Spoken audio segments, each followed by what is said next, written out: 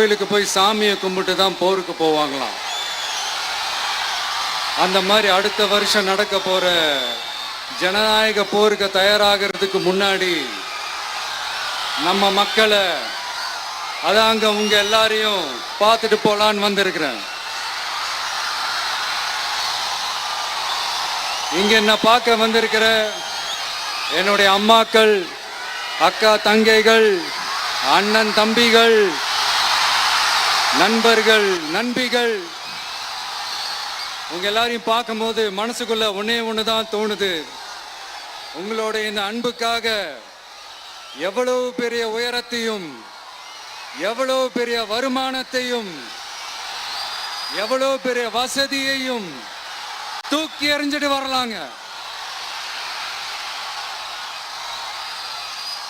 உங்களோட இந்த அன்பை விட, இந்த பாசத்தை விட, உங்களை விட எனக்கு இந்த உலகத்துல வேற எதுவுமே பெருசா தெரியல. ஒரு சாதாரணமா இருந்த ஒரு விஜய இந்த உயரத்துல தூக்கி வச்சு கொண்டாடிக்கிட்டு இருக்கிறீங்க. உங்க வீட்டுல ஒருத்தனாவே ஆக்கிட்டீங்க, உங்க சொந்தக்காரனாவே ஆக்கிட்டீங்க.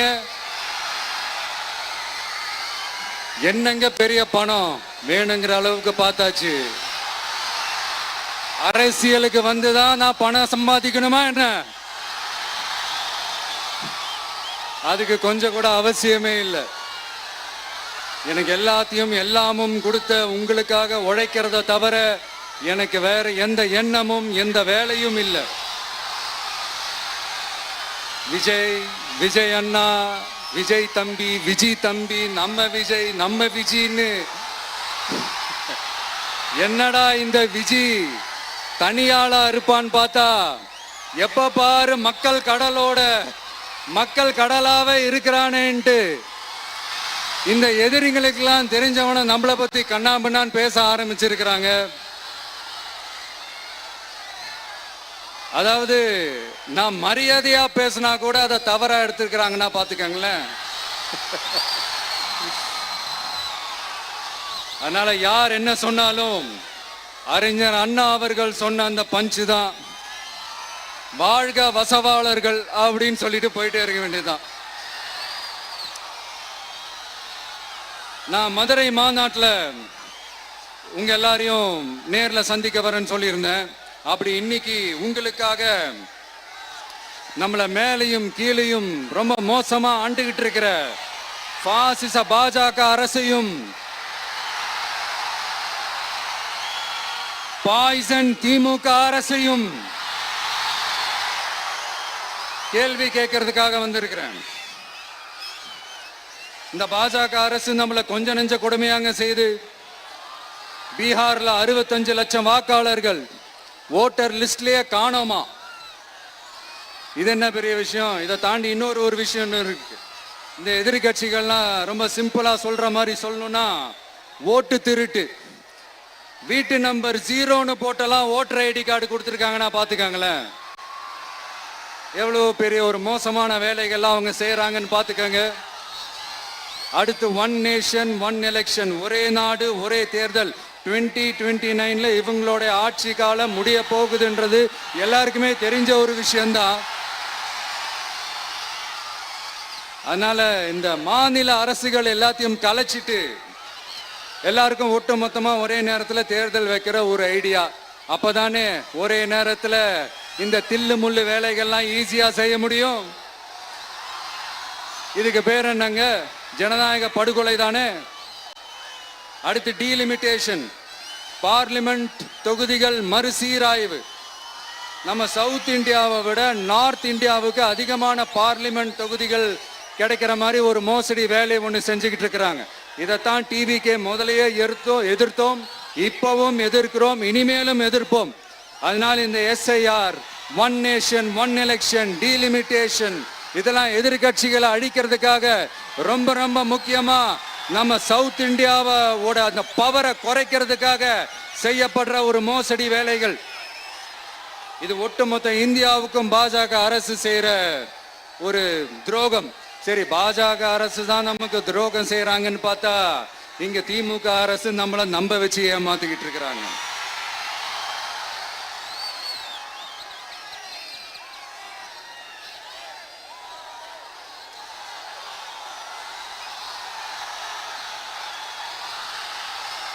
கிட்டத்தட்ட நானு நீங்க எல்லாருமா சேர்ந்து தான் இவங்க நல்லது செய்வாங்கன்னு நினைச்சு தேர்ந்தெடுத்தோம். ஆனா நீங்க பாத்தீங்கன்னா, thank you, I love you, thank you thank you thank you. நீங்க பாத்தீங்கன்னா ஒரு 505 தேர்தல் வாக்குறுதிகளை நமக்கு தமிழ்நாட்டு மக்களுக்கு கொடுத்தாங்க. அதுல எத்தனை வாக்குறுதிகளை இந்த திமுக கவர்மெண்ட் நிறைவேற்றிருக்கு? முக்காவாசி வாக்குறுதிகளை கூட நிறைவேற்றாம எல்லாத்தையும் நிறைவேற்றிட்டோம்னு இப்படி கொஞ்சம் கூட மனசாட்சியே இல்லாம இப்படி கதை விடுறீங்களே மைடியர். வேணாம் வேணாம் வேணாம் வேணாம். உங்களுக்கு தான் ஆசையா பாசமா கூப்பிட்டா பிடிக்க மாட்டேங்குது. இப்படி கதை விடுறீங்களே மைடியர் சிஎம் சார்.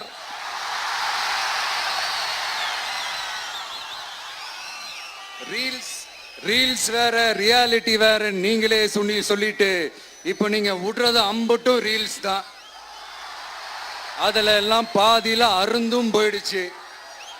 அப்படி அருந்து போன ரீல்ஸ் எல்லாம் கொஞ்சம் என்னன்னு பாப்போமா? கேஸ் சிலிண்டருக்கு மானியமா 100 ரூபாய் தரேன்னு சொன்னீங்களே, தந்தீங்களா? 1000 ரூபாய் ஒருத்தர் விடாம எல்லா பெண்களுக்கும் தருவேன்னு சொன்னீங்களே, தந்தீங்களா? டீசல் விலையில மீதி இருக்கிற 3 ரூபாய் குறைப்பேன்னு சொன்னீங்களே, குறைச்சிங்களா? நீட்டு தேர்வை ரத்து செய்வோம்னு சொன்னீங்களே, ரத்து செஞ்சீங்களா? கல்வி கடனை ரத்து செய்வோம்னு சொன்னீங்களே, ரத்து செஞ்சீங்களா? வருஷத்துக்கு 10 லட்சம் பட்டதாரிகளுக்கு வேலை தருவேன்னு சொன்ன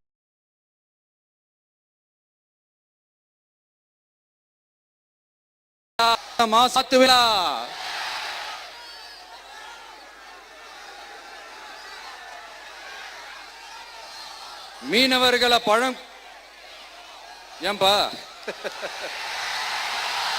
மீனவர்களை பழங்குடியின பட்டியல சேர்ப்போம்னு சொன்னீங்களே, சேர்த்தீங்களா?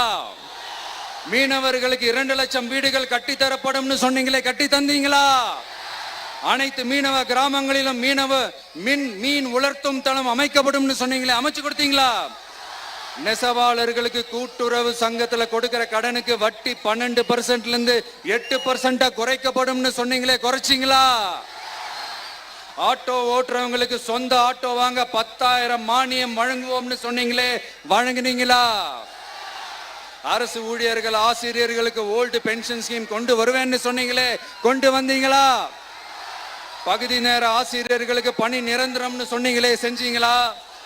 சத்துணவு மற்றும் அங்கன்வாடி பணியாளர்களுக்கு அரசு பணி உறுதின்னு சொன்னீங்களே, செஞ்சீங்களா? முதியோர் உதவித்தொகை 1500 ரூபாய் தருவேன்னு சொன்னீங்களே, தந்தீங்களா? தமிழகத்தில் இருக்கும் வேலை வாய்ப்புகள்ல 75% தமிழர்களுக்கு என்ன சொன்னீங்களே, தந்தீங்களா? 3 லட்சத்தும் மேல் இருக்கிற காலி பணியிடங்கள் நிரப்பப்படும் சொன்னீங்களே, நிரப்புனீங்களா? தூய்மை பணியாளர்கள் பணி ஊதியம், ஓய்வூதியம் போன்ற கோரிக்கைகள் நிறைவேற்றப்படும் சொன்னீங்களே, நிறைவேற்றினீங்களா? மக்கள் நல பணியாளர்களாக 25,000 பெண்கள் நியமிக்கப்படுவார்கள் சொன்னீங்களே, நியமிச்சீங்களா? ரேஷன் கடையில மீண்டும் உளுந்து வழங்கப்படும் சொன்னீங்களே, கொடுத்தீங்களா? அனைத்து அரசு வேலை வாய்ப்புகளிலும் பெண்களுக்கு 40% முன்னுரிமை வழங்கப்படும் சொன்னீங்களே, கொடுத்தீங்களா? 35 வயதுக்கும் மேற்பட்ட திருமணமாகாத ஆதரவற்ற பெண்களுக்கு கல்வி தகுதிக்கு ஏற்ப அரசு வேலை வழங்கப்படும் சொன்னீங்களே, வழங்கினீங்களா?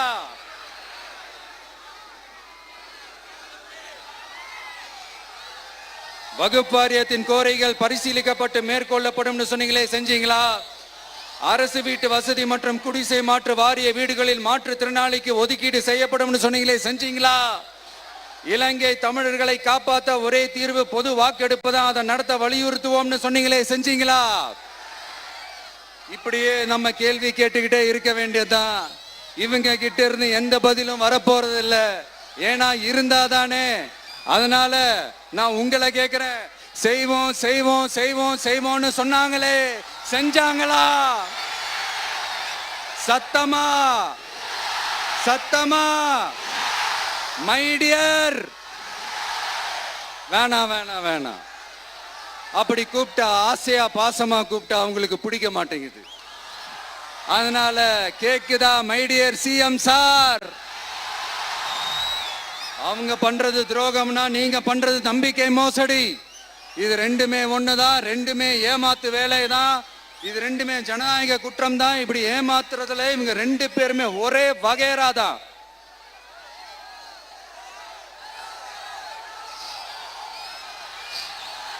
முந்தானியத்து வரைக்கும் ஒன்றிய பிரதமர், இப்போ இந்திய பிரதமர். இப்படி மாத்தி மாத்தி பிளேட்டை மாத்தி மாத்தி பேசுறதுல நம்ம சிஎம் சார் ரொம்ப பிரில்லியன்ட். இப்ப புரியுதா மக்களே, மறைமுக உறவுக்காரர்கள்னு நாம ஏன் சொல்றோம்னு? சரி, இப்ப நம்ம அரியலூர் மாவட்டத்துக்கு வருவோம்.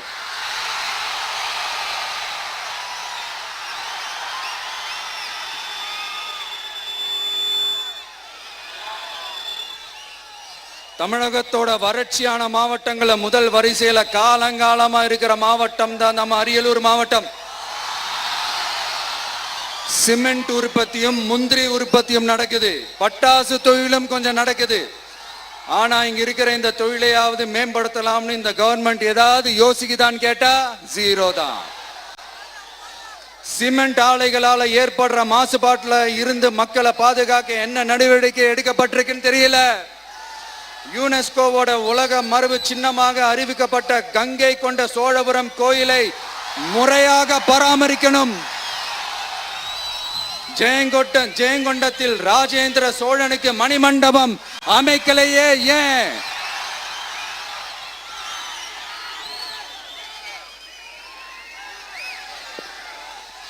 மருதையாத்தோட குறுக்க வாராணவாசி தடுப்பணை கட்டுறதை பத்தி 4 வருஷமா கண்டுக்கலையே ஏன்? அரியலூர்ல இருந்து ஜெயங்கொண்டான் காட்டுமன்னார் கோயில் வழியாக சிதம்பரத்துக்கு ரயில்வே வழித்தடம் அமைக்கணும்ன்ற கோரிக்கை என்னாச்சுன்னு தெரியல. ஜெயங்கொண்டத்திலிருந்து கும்பகோணத்திற்கு ரயில்வே வழித்தடம் அமைக்கணும்ன்ற கோரிக்கை என்னாச்சுன்னு தெரியல. அரியலூர்னாலே முந்திரி உற்பத்தி தான் பிரதானம், அதனால முந்திரி தொழிற்சாலை அமைக்கணும்ன்ற கோரிக்கை என்னாச்சுன்னு தெரியல. இந்த மாவட்ட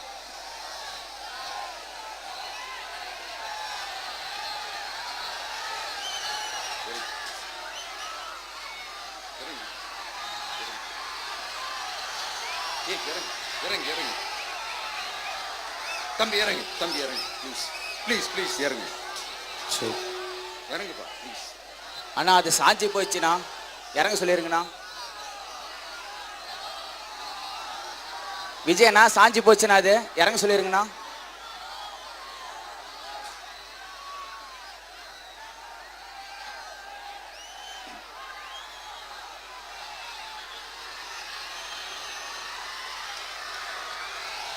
ஹலோ பிரதர் சார், அவரை இறங்க சொல்லுங்க ப்ளீஸ்.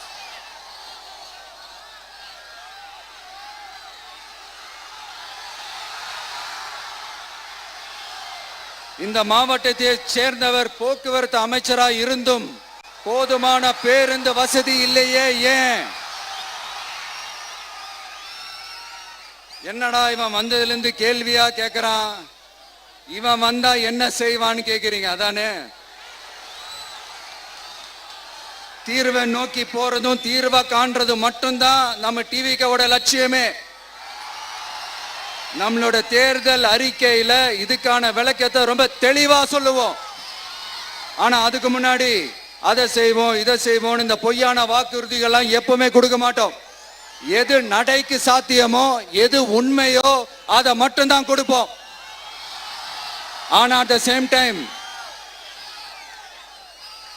மருத்துவம், குடிநீர், ரேஷன், கல்வி, அடிப்படை சாலை வசதி, மின்சாரம், இந்த மாதிரி அடிப்படை விஷயங்கள்ல நோ காம்ப்ரமைஸ். பெண்கள் பாதுகாப்புல, சட்டம் ஒழுங்கு பாதுகாக்கிறதுல நோ காம்ப்ரமைஸ். சிம்பிளா நம்மளுடைய விஷன் என்னன்னு சொல்லணும்னா, ஏழ்மை வறுமை இல்லாத தமிழகம், குடும்ப ஆதிக்கம் இல்லாத தமிழகம், ஊழல் இல்லாத தமிழகம், உண்மையான மக்களாட்சி, மனசாட்சி உள்ள மக்களாட்சி. கான்பிடண்டா இருங்க, நல்லதே நடக்கும், வெற்றி நிச்சயம். மீண்டும் சந்திக்கும் வரை நன்றி, வணக்கம்.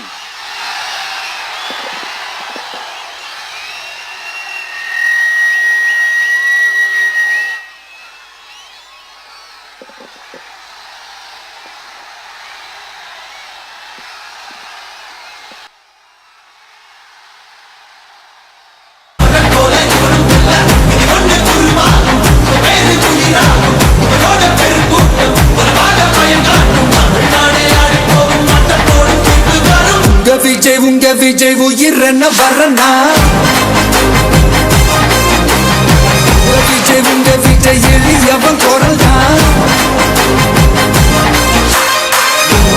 உங்க விஜய் தனியால் இல்ல கடல் தான். உங்க விஜய் எளியவன் குரல் தான். உங்க விஜய் தனியால் இல்ல கடல் தான். மக்கள் தானே மன்னர்களை உனக்கு காட்ட வரனா.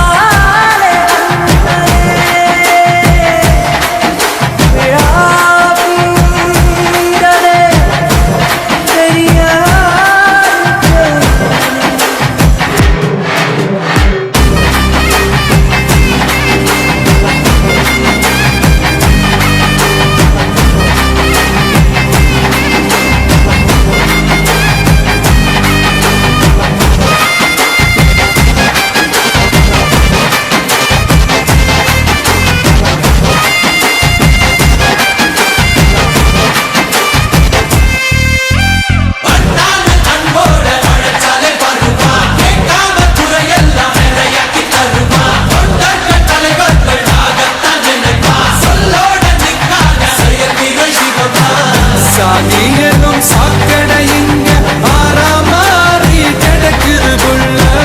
போதாதுன்னு மதத்தை திணிக்கும் மதவாதம் ஏறுது மெல்ல. சட்டையோட வராதே, கட்டவெல்ல போராதே, சிங்கமெங்கும் பாலாட்டி கிடக்காதே. மண்ணி வந்த எல்லாமே உயிர் என்பாரே, மேடையேறி கட்சிப்ப மறக்காதே. சங்க தெரியாத எதான தலைவன் தான் நினைக்கும் நெருப்புக்கும் தமிழ்நாடே ஆடி போகும் தீர்ப்பு ஒண்ணு நாளை வரும்.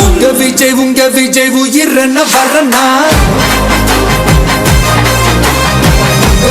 உங்க விஜய் எளியவன் குரல் தான். உங்க விஜய் தனியார் இல்ல கடல் தான். உங்க விஜய் எளியவன் குரல் தான். உங்க விஜய் தனியார் இல்ல கடல் தான். மக்கள் தானே மன்னர்களை உனக்கு காட்ட வரனா.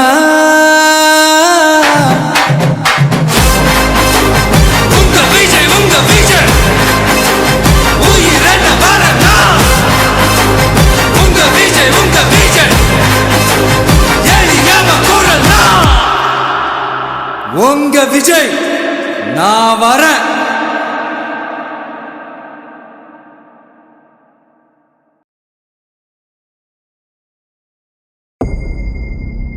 மக்கள் மன்னனே அன்பாலே